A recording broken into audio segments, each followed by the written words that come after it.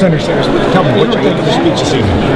I thought he delivered it very well. I thought the content was extremely strong.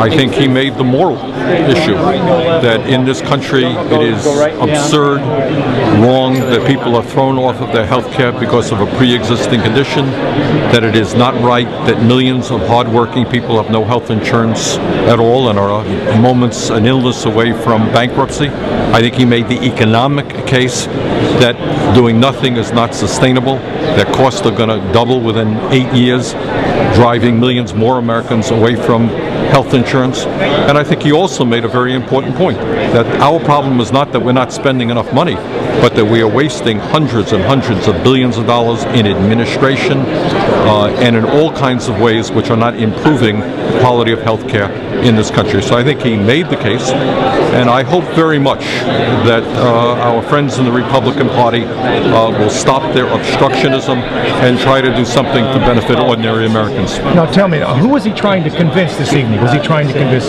Republicans? Was he trying to convince Blue Dog Democrats? Who was he trying to convince? I think he was trying to convince, I think he's a good politician, and I think he was trying to convince ordinary Americans who have been barraged with lies and distortions about what health care reform is about. And by getting these people activated, they will put pressure on the folks here in Washington. I think that this was a speech not to the professional politicians around here, but to ordinary Americans.